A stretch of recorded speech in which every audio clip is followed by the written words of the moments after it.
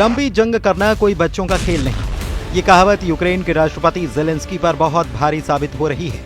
हम आपको हारते हारते यूक्रेन को कुचलने में जुटे पुतिन का वो वॉर प्लान दिखा रहे हैं जिससे यूक्रेन की जमीन को यूक्रेनी सैनिकों का कब्रिस्तान बना दिया गया है। पिछले 24 घंटे में ही रूसी सेना ने जमीन और आसमान से कम 763 से ज्यादा हमले बोले हैं। तबाह होते यूक्रेन की बर्बादी देखकर अब तो राष्ट्रपति ट्रंप भी बौखलाने लगे हैं।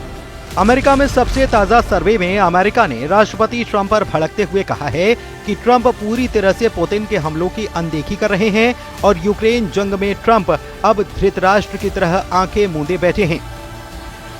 हालात ये हैं कि रूसी हमलों की सुनामी लगातार तेज और तीखी होती जा रही है।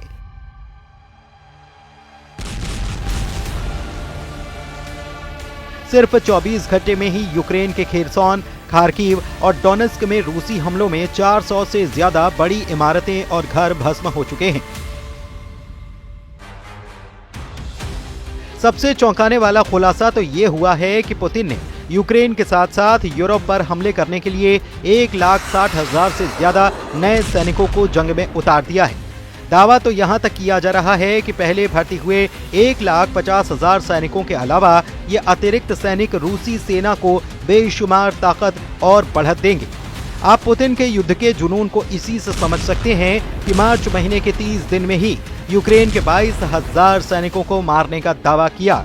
रूसी सेना के तूफानी हमलों ने यूक्रेन और यूक्रेन की सेना दोनों के चीथड़े उड़ाकर रख दिए हैं। जब से डोनाल्ड ट्रंप अमेरिका के 47वें राष्ट्रपति बने हैं, उसके बाद से रूस के यूक्रेन पर हमले कम होने के बजाय बेहद तेज हो चुके हैं। हालात ये हैं कि राष्ट्रपति ट्रंप किसी भी कीमत पर पुतिन के खिलाफ खुलकर युद्ध नहीं करना चाह रहे, जैसा कि अमेरिका के पूर्व राष्ट्रपति बाइडेन कर रहे थे। इधर पुतिन ट्रंप की इस सोच का फायदा उठाते हुए यूक्रेन के ज्यादा से ज्यादा इलाकों पर कब्जा करने में जुटे हैं। यही वजह है कि पूर्वी, दक्षिणी और उत्तरी यूक्रेन पर रूस के हमले बेहद तेज हो चुके हैं। रूसी वायुसेना के सुखोई 35, सुखोई 27, सुखोई 34 और मिग 29 ने यूक्रेन के एयर डिफेंस को तेजी से तबाह करना शुरू कर दिया है। यूक्रेनी सेना के एयर डिफेंस पर ज्यादा से ज्यादा हमला करने के पीछे रूसी सेना का सिर्फ एक मकसद है, यूक्रेनी सेना को अंधा कर देना, ताकि रूसी मिसाइलों और ड्रोन हमलों से यूक्रेन को जबरदस्त हार दी जा सके। पुतिन के इस प्लान का असर भी यूक्रेन की जमीन पर साफ दिखने लगा है। ज़ेलेंस्की ने खुद दावा किया कि पिछले एक हफ्ते से ऐसी कोई रात नहीं गुजर रही जब चिंघाड़ते और दहाड़ते यूक्रेनी ड्रोन और मिसाइलें यूक्रेन के शहरों को तबाह न कर रही हों।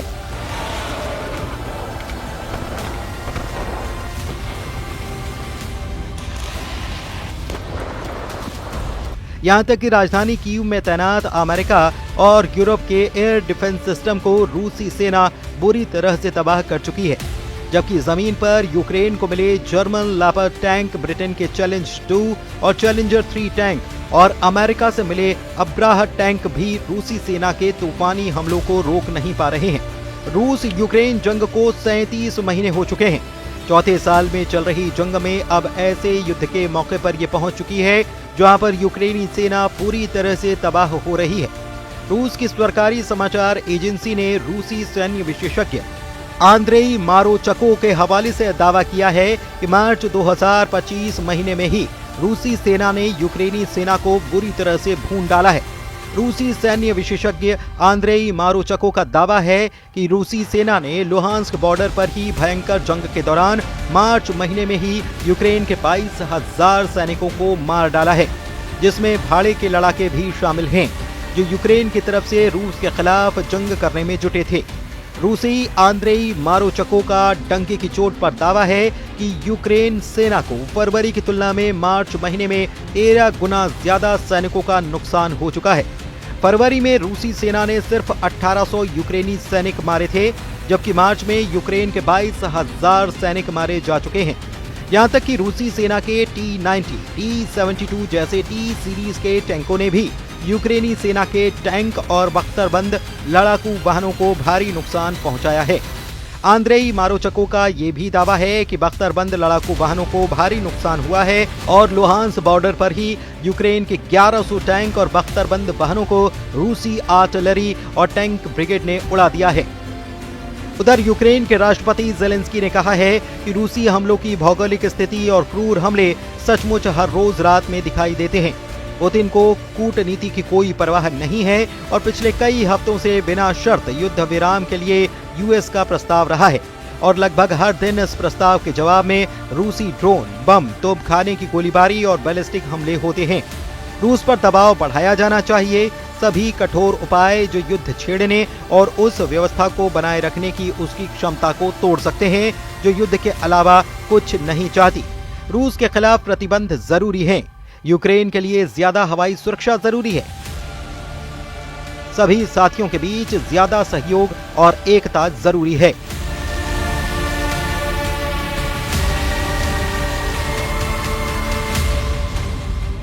यूक्रेन के खार्किव प्रांत में ही पिछले 18 घंटे में काफी यूक्रेनी नागरिक मारे गए हैं। कुछ खबरों में दावा किया गया कि खार्किव में 12 से ज्यादा लोग मारे गए।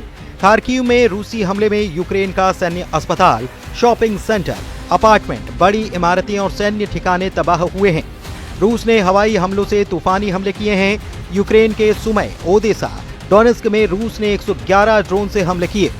रूस का दावा है कि यूक्रेन में दक्षिणी जापोरिज्विया क्षेत्र में शचे ब्राकी गांव और पूर्वी डोनेस्क क्षेत्र में पेंटेलेई मोनिवका पर कब्जा कर लिया है। मॉस्को ने यूक्रेन पर पिछले 24 घंटे में यूक्रेन के पावर प्लांट का धुआं निकाल कर रख दिया है।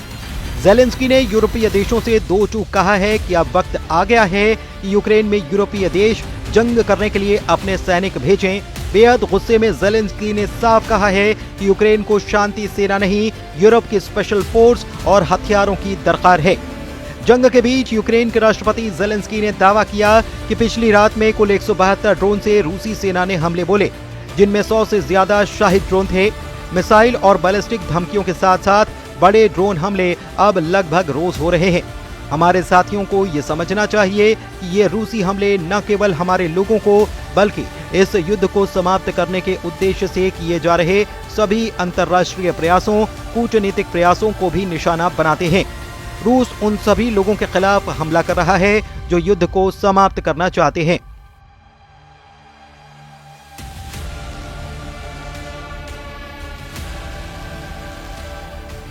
दूसरी तरफ यूक्रेन ने रूस के कुर्स्क इलाके से भागकर अब रूस के बेलगरद पर भयंकर हमले शुरू कर दिए हैं। दावा किया जा रहा है कि यूक्रेन ने ऐसा इसीलिए किया ताकि रूस को अपनी सैन्य ताकत को कुर्स्क की जगह बेलगरद में भेजना पड़े, क्योंकि इस वक्त कुर्स्क में यूक्रेन के 50,000 सैनिकों के साथ साथ नेटो के 30 बड़े अफसरों को रूसी सेना ने चारों तरफ से घेर लिया है। जरा पश्चिम रूस के कुर्स्क से इस इलाके की तस्वीर को देखिए, जहां पर रूसी सेना को भारी नुकसान उठाना पड़ा है। हालात ये हैं कि जो जेलेंस्की सोच रहे थे कि कुर्स्क इलाके पर कब्जा करके पुतिन को घुटनों पर ला देंगे, वो जेलेंस्की अब पुतिन के ऐसे फंदे में फंस चुके हैं जहां पर यूक्रेनी सेना के नरसंहार पर बड़ा खतरा पैदा हो गया है। अब इन हालात से साफ है कि पुतिन का मिशन सिर्फ यूक्रेन नहीं है। पुतिन अब यूरोप को भी घुटनों पर लाने की तैयारी में जुटे हैं। यानी अब जंग साल 2026 तक चलेगी, ये बिल्कुल साफ हो चुका है।